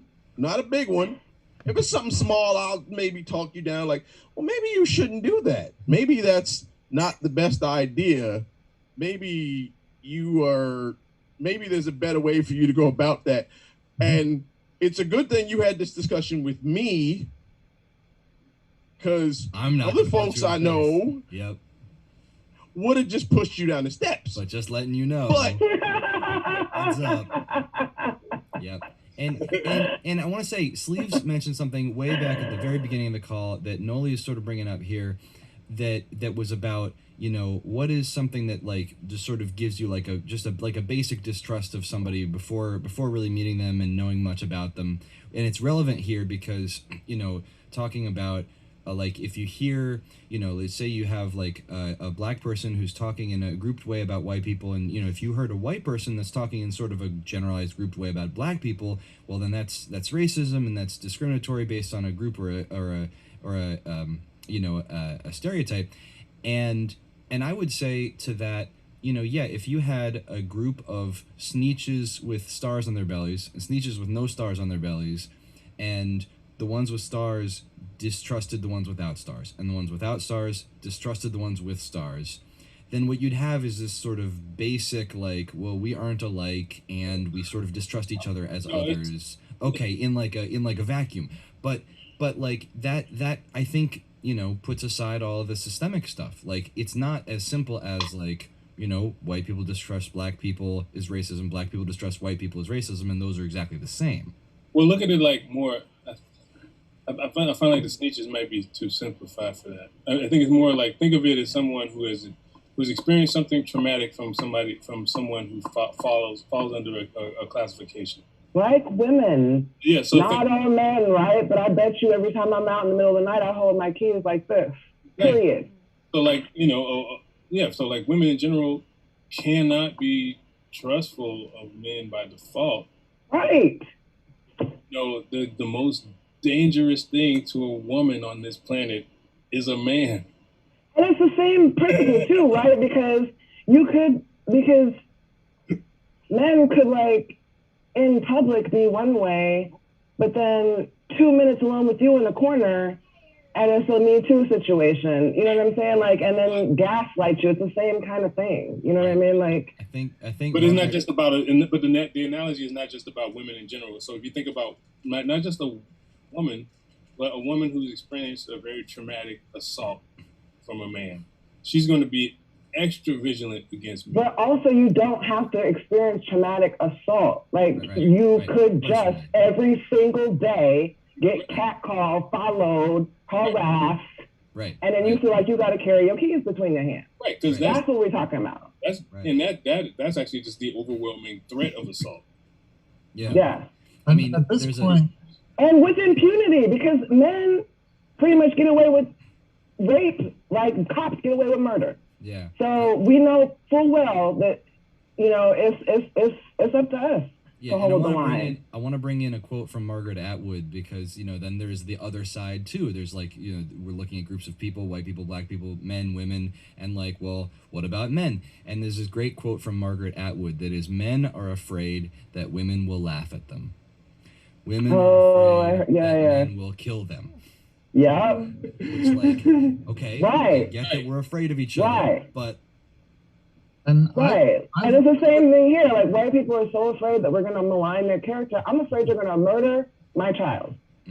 That's completely different. yeah, and also at some point, I think like if you can be aware enough of the context of history of how generalized the oppression has been, like you can understand using that as a shorthand. So like I know enough now about how shitty men have been as a group on average that it doesn't bother me for someone to be like, yo, men are shady, because I am like I get what that generalization is based on, and I'm not going to take that personally, like, oh, that's about me.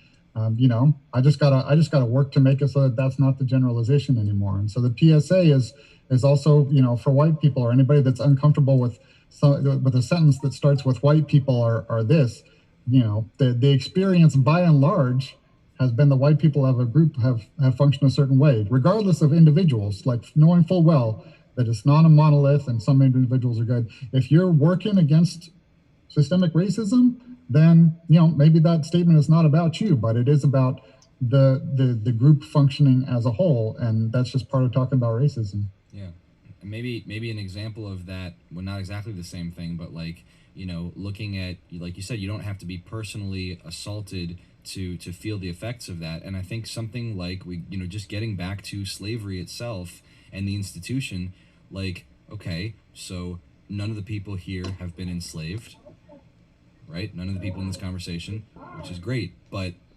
just because that's true doesn't mean that you don't know somebody who knew somebody who was enslaved, and that these people were in your family. Like, this is... I exist because my family was enslaved. Mm-hmm. I'm on this telephone call in the United States of America because my family was enslaved. Yeah. Full stop. Yeah. Yeah. So to say, well, it didn't directly affect you, okay, but instead of that, like, what are all the ways that it profoundly did? But it did directly affect, like, it actually... But how, not just me, how did it affect white people? Affected everybody. Is what we need to reckon with. How did slavery affect white people? Yeah. Why are so many people still under this delusion that the institution of slavery hasn't carried over into and evolved into something new? Right. That's a delusion, boo-boo kitty. That was that theoretical metaphysics thing that I was sort of getting at before, is like, well, if you assume that, like, you know, the people that created this system, like, didn't all die or go to another planet, and you assume that they still are trying to keep doing the same thing, then you read into the 13th Amendment and you start to understand, like, well, if you wanted to, like, shut it down but keep it going somehow, how would you do that? And then you look for those and you understand, okay, that's totally going on right now. Oh, shit. Mm-hmm. It's like, and this brings us back to one of the topics that we're celebrating tonight is the release of our new version of our song Freedom, to be released for Juneteenth this year, that we have out now. So anybody, wherever you stream your music, make sure you go in and checking out the new mix of Freedom that actually, you know, reflects on a lot of these histories and enjoy. And we actually have a bit of video to play of us on Zoom with Reese Palmer, who's singing the chorus on the new version, that we're gonna drop in here for everybody that wants to hear that conversation. Shout out to the bikers out in Wichita. I was just looking at this. This is the most amazing comment in the YouTube from Adrian Woodworth. You guys are huge with the biker community in Wichita, Kansas, jamming to your songs all night. YouTube is such a roll of the dice, man. Sometimes you get bikers in Wichita, other times bikers in Brooklyn. And that's the key, right? Because you know, as much as we have to continue reckoning with history, and as Dolia was saying, you know, expanding what we're learning as new facts come to light, or as people are more willing to recognize old facts, we also, you know, are all in this situation now. And so this work of bringing people together, of having the Wichita bikers and, you know, and the DC people and the Brooklyn people and the Kentucky people all in the same place and talking to each other and rocking out to that same music is a really powerful and important thing. Good first step to getting people interacting with folks that they would not normally interact with. And then once they start to notice that they have these commonalities, they start learning that all the differences were bullshit. Excuse my French. Yeah. Here. So I'm gonna share the pre-recorded Zoom conversation. Yes, please. Now, and just a heads up. During this conversation, I was visited by a 6-year-old named Isaac, and he really wanted to be involved, but that wasn't going so productively. And I muted myself on the Zoom, but I was recording the Zoom call on my computer, and my microphone was still going into the recording. So the conversations are going to be overlapping here. A couple points where I had to take a side conference on camera. You're saying we got a lot of special guests We today. have a lot of special guests today. Yes. That's right. All right. Let me share this in. We coming back at the end of this one? Yeah. Sure. This is about 15 minutes of conversation with Reese. Right. And here we are with Reese Palmer coming to talk to us about the new single, Freedom, the Juneteenth remix that just came out today. Yes. Yes. So we're happy to be celebrating Juneteenth and giving everybody a whole new version of this song. And super excited to have Reese Palmer singing the chorus for it. So welcome, Reese. Thanks, y'all. Great to have you.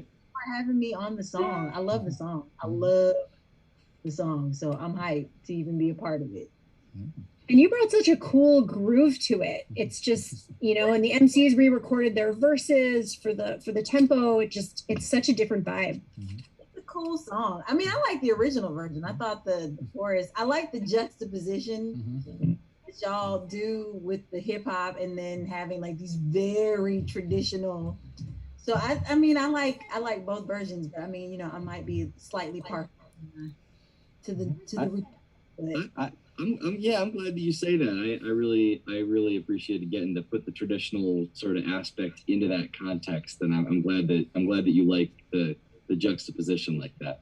I think that's important because, you know, so many people hold in country music, so many people hold the traditional like it's like God and or canon or whatever. And so I like the fact that I like when you can play with that and when you can kind of play with what people's, I don't know, I guess ideas about what it should sound like or what should be paired, those things. So yeah, I anybody's playing with that kind of stuff, I love it. I think that it's important. I think it needs it.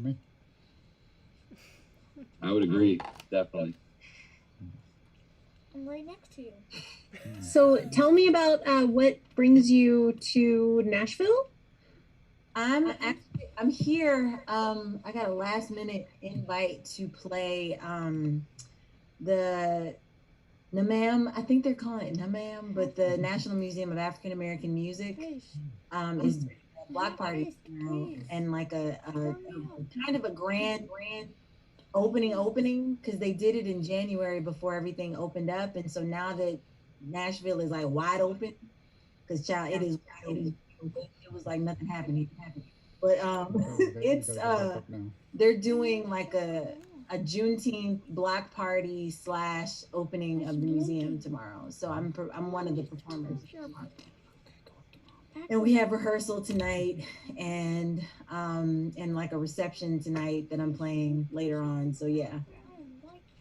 Wow. Well, thank you. Really, thank you for making the time. And I felt awful that I had to change. Like it's stuff like this happens, and I don't want you to think that it's not important to me. And I, trying to make everything work. I just wanted to make sure that I can make everything work. Yeah, it's all good. I mean, you're also very busy, understandably, like right now. So, I mean, what's going on? What's like, give us a snapshot sort of into what's going on. Well, I mean, it's a good thing. It's a good busy. I'm getting to the end of the first season of my radio show, Color Me Country. And so I try to stay ahead like a month so that I can do other stuff. So I'm working on July and August right now. And we're also planning for what next season is going to be like and who's going to be on the show and that sort of thing. And there's another show in the works that I can't get super into right now, but there is another show, and it has a social justice, activism, and music focus, which I'm very excited about. And I'm also trying to do like another album in the middle of all this and raise 2 children and stay married and eat healthy food and drink water and mind my business. So that's that's the other stuff, but it's good. Like it's good. Like I feel very blessed in this moment, but I want to stay on top of things, but I also want to stay focused on the focus, which is music. So yeah, you've been throwing a lot of I guess assistance, a lot of wind behind the sails of a lot of independent artists. I'm trying to. It's really important to me that,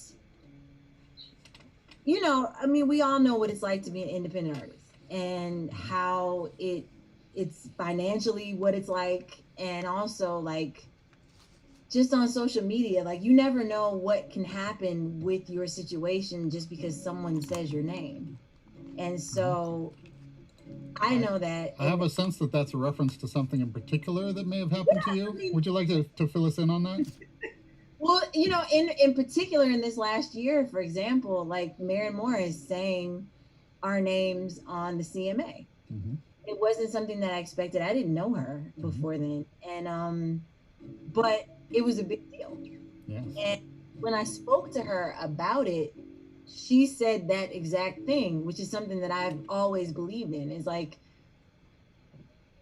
a lot of the wins that you get, you're not even in the room for. And so it's just really important to speak about people and like things that you believe in and say those names, and to get in the room when you're in the room, to make sure to remember all those that are beside you, coming after you, and then came before you. And so, yeah, in this particular season, now that I have a platform, I always said, and when I prayed, and when I talked about, my situation, if I ever get on, if anything big ever happens to me, like, this is what I want to do. Like, this is how I want to do this. And so, yeah, it's almost obsessive at this point. Like, I just really feel very strongly about it, about saying people's names and putting people that are putting the work in and have put the work in, putting them out there and like giving them any push that I can. You absolutely are. I've been going through your Spotify playlist of Color Me Country and discovering some amazing artists. So I want to encourage everybody to do that. If you search up Color Me Country, it's Reese Palmer's playlist on Spotify, and you're definitely going to get turned on to some awesome stuff. Thank you. I'm trying to get my bosses at Apple to give me a bigger playlist. That's why the Spotify playlist is so long and the Apple one is really small, because they only give me a smaller. So I'm like, give me a big one. Yeah. But yeah, the Spotify one I have a lot more freedom with. Yeah. And your podcast, Color Me Country, that's available through Apple, which is really cool. You've had some amazing guests on there and talking about the whole history of country music and race, and how all of these sort of misperceptions about country music and where it's coming from are happening. We're so excited for those discussions to be happening. Yeah, no, it's and y'all are gonna have to, second season, we're gonna have you on the show. Yeah, to have these conversations, because it's it's so much big. I mean, like, it's funny. I don't think people realize like how much a lot of the argument about like what's country and what's not country boils down to a race conversation. I don't think people realize like how much it's a coded race conversation. And so, you know, people talk around it. They don't actually like talk about it. So like it's fun to actually like say the taboo things or the things that everyone's like, no, you can't talk about. Yeah. And looking at how redlining, you know, is such an applicable term, even if you didn't think it was about race, even if you weren't trying to talk about race, well, what's the history? Like, why would the system or people where they are? I mean, that's literally what redlining is, and it's just a really interesting concept to apply there. Well, it applies, and it's amazing how widespread it applies in every aspect: education, entertainment, like just dumb stuff, cultural stuff, like just things that you don't even think, things that we call things, and we don't even realize why we call them that or why we think of it that way. Like that's why it's really interesting to me to watch where we are with like this whole critical race theory thing and like schools banning. I'm watching it very fascinated because it's like you realize this is cyclical. Like we've done this before. We've done this many times before, actually. And like, so y'all ain't doing nothing new. It's still horrible what you're doing, but like this is gonna suck in books in like 20 years. Like you know this, right? But so we're releasing this song on Juneteenth for another Juneteenth to celebrate, and in the midst of the conversations about making it a national holiday, and I just want to open up the floor, say how you feel about that and where you think that's going. How to? I am okay. I have two statements. So there's a period, a full stop period in the middle of this. Okay, first sentence. I'm very glad that we are acknowledging this as a country. Like that's Juneteenth is an extremely important thing that I didn't learn about until I was a teenager. And I didn't learn about it from school either. And so I'm glad that, you know, a national acknowledgement has happened. Period. Full stop. Next sentence. We have a voter rights act that needs to be voted on. We have police reform that needs to be voted on.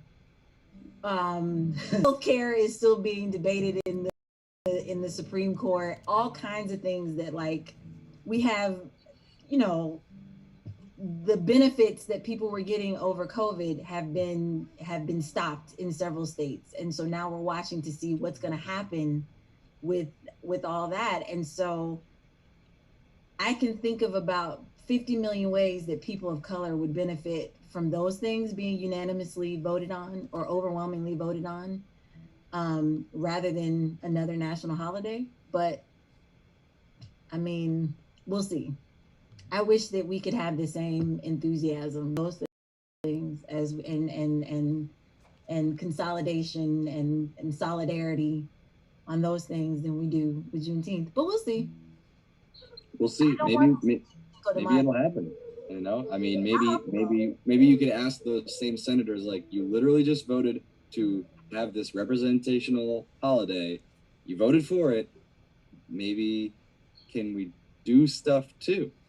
Right. Maybe. Yeah. I was telling a friend of mine earlier today that it was the equivalent of telling the doctor you had a broken leg, and instead of treating the leg, they gave you a cupcake. Right. You're like, okay, these are the things we want. We want a free and just society. We want an end to police brutality. We want to ensure that our voting rights are in place so that our votes will actually count. They're like, okay, how about a day off? The irony of it is that by making it a federal holiday, it means that the very people for which the holiday was meant to commemorate are the people who are most likely to still be working on that day. Just to piggyback off of that too, I saw an attorney an attorney wrote that like the courts will be closed on Juneteenth, and so people that had appeals and are most likely people of color are gonna have to wait. Yeah. Yeah. Yeah, So- much like MLK. I mean, I would have much rather than make a federal holiday of Election Day. Call it, Juneteenth in November. That would definitely help. And I mean, even just looking at last year, if you between last year and this year, you remember all that conversation last year. I know a bunch of white people, so I was hearing some conversation, and it was a lot of folks saying, "What's Juneteenth? Never heard of that before. Maybe it's made up." And I just think there's something poetic about. Last year was the day that so many people finally learned about Juneteenth, which is in itself a holiday where people finally learn about something that's very important. So I thought that was that was interesting last year. This year it's being made a holiday, but the conversation about it seems like maybe the more important thing, and that really seemed to have a big step last year. I think everything is everything. It needs a moment to develop. So we'll see what this develops into. I mean, common sense can probably tell us what this is going to become because America. But Club nights and mattress sales. Yeah, but we can dream. We can hope. We can pray. We can cross our fingers. Yeah. And we can put out some songs that try to, keep word about what was actually going on and what people need to remember about. Right. Exactly. So everybody, check out our new single. It's the Freedom Juneteenth remix out now with Reese Palmer, and we're so happy to have her joining us and being on this single. And so this is very cool. And we're looking forward to definitely some more collaborations in the future. Absolutely. Absolutely. Y'all, sorry. I was just going to add how wonderful the vocals are on that single. It's buttery. It's buttery. Go listen to it now. Hey, no, go listen to it. And like I said, y'all are stuck with me now. So we have to do something else. So sorry. But no, thank you for including me on something. Your work, I'm a big up y'all for a second. Your work is really important, and it's powerful, it's meaningful, and again, it breaks down this pristine thing that people like to hold so dear, and it changes it and it makes it accessible, and that's important, and that kind of work is necessary. So thank you for doing y'all and being you and being here and doing this. So that's awesome. Thank you. And all right, that was our guest appearance from Reese Palmer to talk about the new track that just came out today. Yeah. Super dope. That was cool. Super That dope. was super cool. I wish I was there for that. That was cool. It was great. Great to hear her speak about track, us, and everything that's going on in the world. She's missed out on that one. Well, we will definitely be having some more chances to connect with Reese in the future, I bet. Yes. And everybody go check out what it sounds like for her to be doing some serious vocals on the chorus there, and make sure that Freedom is in your playlists. Yeah. And listen to the original too, right? Yeah, listen to them both side by side even. I mean, they're clearly the same song, but very distinctive. Very, very distinctive. I absolutely love how the MC's verses were re-recorded for the second take. It sounds so good. So good. They're both wonderful songs in their own right. And if you haven't seen the video of the original song Freedom, that came out last Juneteenth. We do have a bit of a trend here. And we are taking suggestions for what we will be doing for next Juneteenth to release the song Freedom yet again. Every year. Every year. Kind of kidding, but you never know what might become a tradition. I mean, now that it's a national holiday, I feel like it deserves a holiday song. Yeah. Yep. Yep, that's right. So you can go to We will keep on making it. reesepalmermusic.com or reesepalmer.com to get more Reese. You can go to hoodmedicine.org to get more Dr. Nisi and all the great work that they're doing.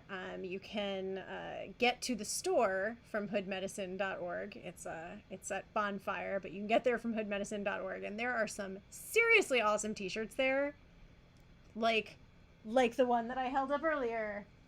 We just got some new ones too. They're really cool. I already ordered one. It's on its way. It's on its way. Yeah, cool, it's like, right? what is it? It's like scientists and engineers or something, and like whatever, and assorted geeks. It's so great. It's very cute. I think I got like 2 of them, and I got another one for my mom. I got the new, because like there's the new Hood Med guy who like looks, or maybe he's not new, but he's like a different Hood Med guy who's like wearing a different mask and the whole deal. Yeah, so I got her one of those too. I think a few of us have the sort of like baseball shirt type that's like the half sleeves that are gray, white shirt. So the tricky thing is just to make sure that we don't end up wearing the same shirt on the same day, because that would be embarrassing. I'm actually going for it. I'm actually going for it. My full intention is for all of us to end up in the Hood Medicine shirts on the same day. Oh my gosh, I think we would be adorable. Please. Break out in a little chorus line. Like we're about to go for a softball game. Yes, we could have a softball team. There's almost enough of us. We'll get Reese Palmer in here and one of the Mars rover drivers, and we have a full team. Let's do this thing. Yes. I love that noise you made, by the way. It sounded like the happiest raptor. I'll go back and listen. But really, if you have not heard the new single Freedom yet, go wherever you stream music. Go to YouTube. You can go to yt.gangstagrass.tv. That'll take you directly to our YouTube channel. And you can always go to gangstagrass.tv to catch our live streams. And I'm dropping a link in the chat now that will take you to a spot to get the song. Yes. Your music. That's ffm.to/Juneteenth remix. Yeah. Yes. So good. And then we've got more stuff coming out. We have more stuff coming out, right, Wrench? Oh yeah. Yeah, we basically said, if you've been following, we've been releasing music every week for a few weeks. Yeah.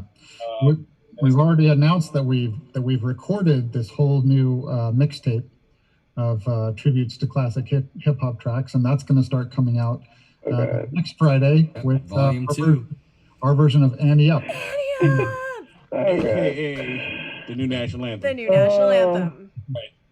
I gotta say, I'm looking through this. The Barnstormers already have the whole project. The Barnstormers already have the whole project.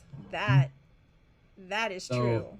So if you wanted the whole project now, would you just go to like gangstagrass.com/barnstormers and just go sign up and become one? That is exactly the thing you would do. Because you could just get it, right? You could just have it. Yeah, you could have the whole thing right now. And all the other cool stuff. And all the other cool stuff, because we still have not, at the moment, here's the little secret. At the moment, all of the Barnstormers content is still up. So if you go and join Nickel right now, you get more than a year's worth of content for $4. It's a crazy deal. We are going to take that down in the next couple, by the end of this month. There's going to be a lot less up there. We're just going to keep the new stuff up there. Platinum does have access for longer. So on the Platinum side, you'll have a bigger archive. You get more stuff and you'll have it for longer. Nickel's still getting a lot, but we're not going to keep it there forever. So if you join now, you will still be able to get the access to everything that we've released so far. And it's a huge amount. Can I real quick though, since Dr. Nisi is still with us, can I just jump back to talking about that merch page for a second? Which, can we maybe put that link in the chat here? You can get there through hoodmedicine.org, right? I don't know. It's like bonfire.com / we can just post the direct link because I want to talk about this merch for a second. This is some great merch. Honestly, like, I'm looking at it and I'm thinking I'm thinking that like scientists and physicians and hackers and assorted geeks. There it is. That's the I one. already hear Randy like incorporating that into a verse of some kind. Oh yes. First of all, That'd be a great verse. Read that whole thing again. But beyond that, it's scientists hackers, and assorted physicians geeks. and hackers and assorted geeks. Yeah, I mean that already sounds like a thing. But more than that, I really like. Might put that in the Slack. I really like "We All We Got." I have to say, like that to me sounds like a song. Sounds like a whole song title. Yeah, let's do it. Bro, And- that's Philly lifestyle right there, homie. That's we've been on that. We've been all we got. Can I share my screen? Can I share Yes, this? share your thing? screen.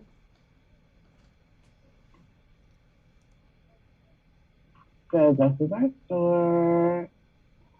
There it I let you is. buy some cool gear for our anniversary. This is the new shirt, which I love. I bought two also. Also, I like that now you have a tank top that's not just the racer back, but you have just like the relaxed tank Totally, top. yes. That's yes. a vast It's hot improvement. now, right? Yeah, thank you. It's We appreciated. still have the gorillas, which is one of my favorites. The gorillas are great. And then we have the black scientist ones, the gorilla. I want to note that the gorilla looks amazing both on the yellow and also on the red football jersey. Right? The I red have to get football one of jersey is these. amazing. But I kind of like the banana one too. I don't know. Yeah. And then these are the zombie ones that Yeah. that You she would just have put eaten up. your whole family. They're amazing. I have like a lot. I live in my hood med gear because it's super comfy and yeah, and we have some cool masks too. If you ever get a zipper hoodie, you must email me immediately. Ooh, right? Yes. We're checking out some new swag places because Bonfire only has like the t-shirts and stuff, so we're definitely gonna be looking into it. You really just did that to me. Dipped into his wallet and stole all of his money. Why don't you just grab your favorite alcoholic and Randy, drag him down to the bar? Just don't sell pens. Shot for him. Like, go ahead. Just no hood medicine pens. That's all we ask. Does she want it? And just one more. One more. And then he'll quit. Yep. No, it's terrible.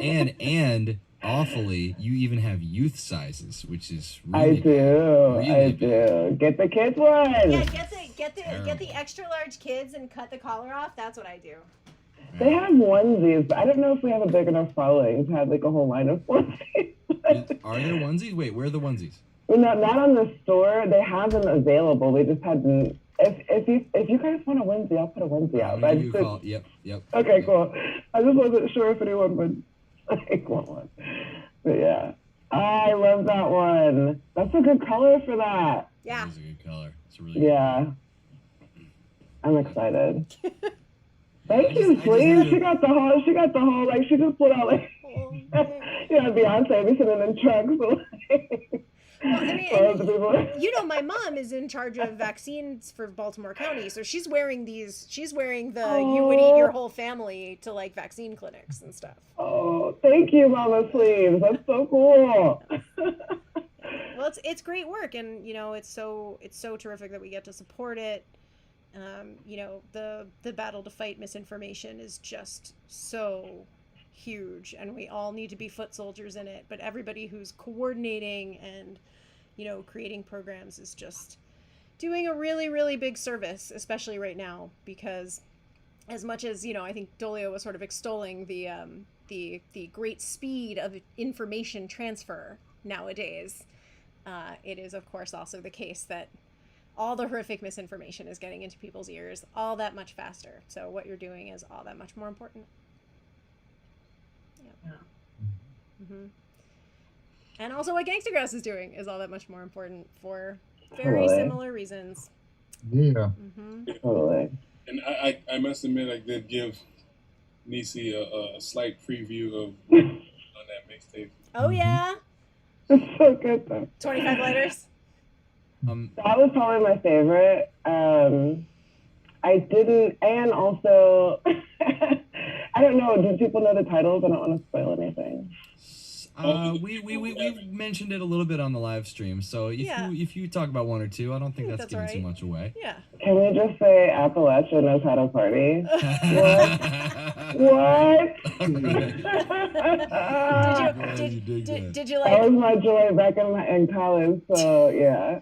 Did you appreciate the accuracy of the Commonwealths versus the states? Gotta get that right. They take that very seriously. Gotta get that right. Absolutely. Hey, so and, good. Noli's asking too when we're gonna drop some more videos for YouTube. Do we have some of that coming up? We have a couple on the way. Well, mixtape related, plus a couple others that are in the shoot, and we just have to figure out when we want to drop them out to the world. But they'll be coming soon.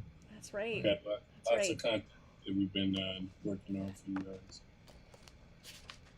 You guys have just raised a great question that I need to raise with people, and we'll tell all of you about that probably sometime next week. Yes, perhaps, or perhaps. possibly the Monday after next week. Yes, we may have some certain amount of video content that will be released on a platform that is ambiguous, and that's all I can say about that. So. Agreed. Thank you, Hayden's Army. Welcome. So perfect. People like that ambiguous stuff. Oh, they love that ambiguous stuff. This is we got our Kentucky buddy. Our Kentucky buddy is giving out subscriptions. So now we got Melody Yvonne, one of our favorite photographers of all time, just got one of those gift subscriptions. Thank you. All right. Hey, are you guys ready for a non sequitur? Uh-oh. Always. And then we'll probably wrap it up. That's right. Yeah, Poet of Cornwall. Thank you, It is the things on my head. On Pharaoh's head. That's going to be a new regular segment for our live stream is What's on Pharaoh's Head? What's on Pharaoh's Head? Okay, bottom layer is a book. Bottom layer is a book. And then 2 rolls of gaff tape. Top layer is that microphone award you got. And they, yep. And I wish I could have stacked more stuff, but I don't know what's 2 rolls of gaff tape. Oh, that's the gaff tape. Awesome. Yep. That looks great. But now for bonus points, name the book. Oh yeah. I think it's something. I think it's something about Tin Pan Alley. Francis Johnson. Yeah. Okay. You think it's Francis Johnson? Any other guesses? Autobiography of Larry. What if it's like? Is it the Moore's account? Could be. Yes, Or, the Moore's account. That's a good guess. Or something Anybody about else? sailing, possibly. Could be something about sailing. Did you say the autobiography of Larry Flint? Wait, is it the book about sand? Is it the sand book? Is the goal to make him laugh hard enough that he drops it? Yeah, you guys are gonna get me. I can't move my mouth that much and do this. Oh my god. Okay. Here's the reveal. Okay. I can't believe I did that to my award. My last award broke, so I don't know why I did that. Yeah, you have 2 of them. They had to send me. I know, right? Wait, is that a whammy? Yes. Yeah, it's a whammy. I have 2 of them now. He said no whammies, but they just didn't stop. This is actually a wonderful book that I just got today. It's Limon Blues by Ana Cristiana Rosi, a Costa Rican book about the black folks in Limon and their history there.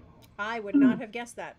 That's very cool, but dude, they can't be giving you any more whammies if that's how you treat the whammies, man. You can't be doing that. You're not going to win anymore. They gave me 2, though. Those look like the 2 gaff tapes. Channeling his inner Kanye. I see what those. Hey,